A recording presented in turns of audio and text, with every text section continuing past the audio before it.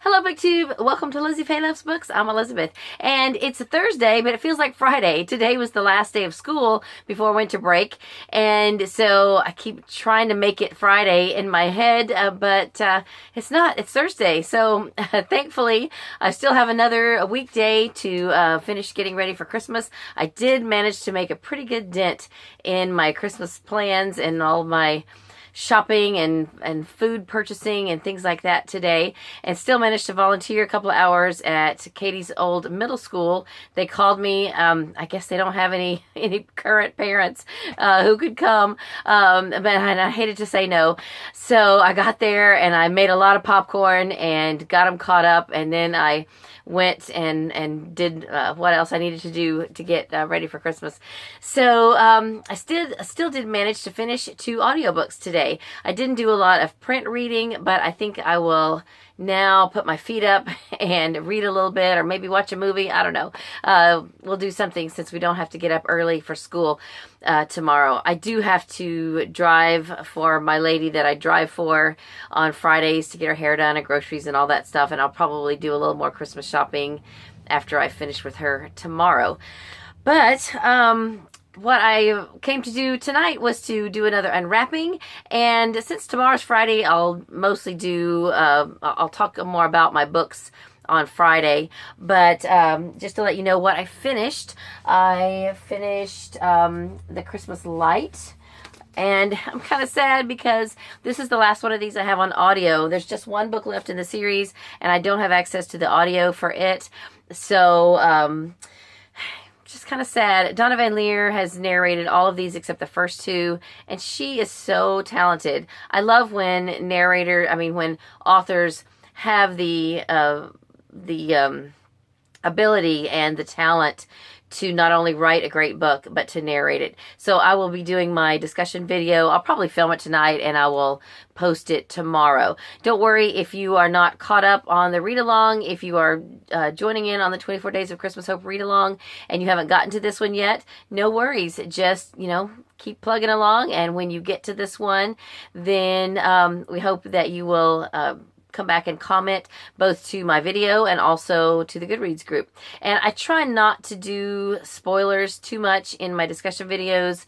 Last book I did do a few, but I said, okay, I'm going to do spoilers now, and I made sure that you were well aware of that coming into it. So I'll do a video about this tomorrow. Then the other book I finished was one that I'm in denial about reading it. I think I said this on my video last night. I didn't want to read it. I didn't even have it on my Goodreads TBR, and I didn't even put it on my currently reading because I was in denial about even reading it. But I started it maybe, 10 or 12 days ago, and I have just been listening to a disc and a half each day. In fact, some days not even. And I finished it. It's The Woman in Cabin 10 by Ruth Ware. This is for our mystery book club, which means January 3rd, or I would not have read it in December. I would have waited until January if I'd have had a few more days in January to finish it. But I went ahead and picked it up because earlier in the month I was so caught up on the Christmas Hope audiobooks, and I had very few audiobooks available for any of my Advent books that I just decided to put it in the car. I listened to it on CD from the library, and I've just been kind of plugging away at it. It hasn't been taking away from any other audiobooks. So, it was fine. I didn't have to pressure myself to do it. But what I will do now that I'm done with it is I will enjoy some Christmas music in my car, at least until the end of the year, probably. I doubt I'll start another audiobook in my car unless miraculously I am able to get the audiobook for Midnight at the Bright Ideas bookstore. This I wanted to read this month for Lisa's book club, but the audio is just taking forever to get here. It's still saying available soon, and there's someone ahead of me. So I may not pick this up in print. I might just wait until the audio comes, and when I do ever get to listen to it, then I'll go back and comment on Lisa's Buddy Reads Goodreads group. So if it comes, then I will definitely start it and hopefully finish it by the end of the month. But I have my doubts that it's going to. And, oh, I went by the library yesterday. I picked this up. Well, actually, I had to order it because it came from a nearby library. But because I recently unwrapped the, Mike Huckabee A Simple Christmas, and I actually started it this morning. I read the introduction and the preface. I haven't started in on the actual stories. It's 12 stories that celebrate the true holiday spirit. So I'll probably read one a day of these. I guess I might have to read more than one a couple of times in order to finish it by the end of the month. But I thought that this little children's book would be interesting since I am going to be reading this one by Mr. Huckabee. Why not read this one too? And so I picked that up. All right, let's get to our unwrapping. Let's see. Here we go. I don't know what this is. It's kind of a short paperback.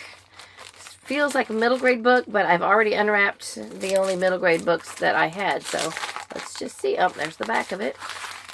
What is it? What is it? Still don't know. Oh, okay.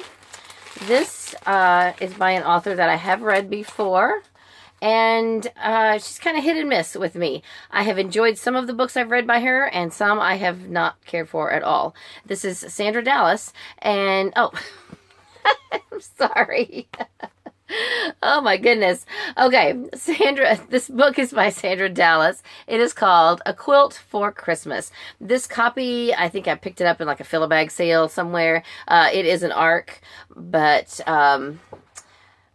I hope that it will, be close enough to the finished copy that it'll make sense. I'm sure it will. It says that it is, the setting is the Civil War in 1864. So that should be interesting. I did not know that. Anyway, I'll tell you about it after I read it. This again is from the section that are lower priority. I may end up bumping this to January, but I probably still will read it while I'm in the Christmas mood. So that is my unwrapping for today. I was thinking of just maybe proposing some sort of a question to you, because it seems like my last few videos I have gotten hardly any comments, and it may just be because most of you are too busy, and I totally get that.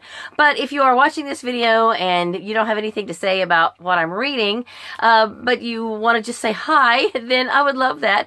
And I thought I might just throw out a question that you could answer just to get the conversation going, because really that's why I do BookTube, is to meet you guys and to talk to you, to socialize, to just enjoy chatting about books or whatever.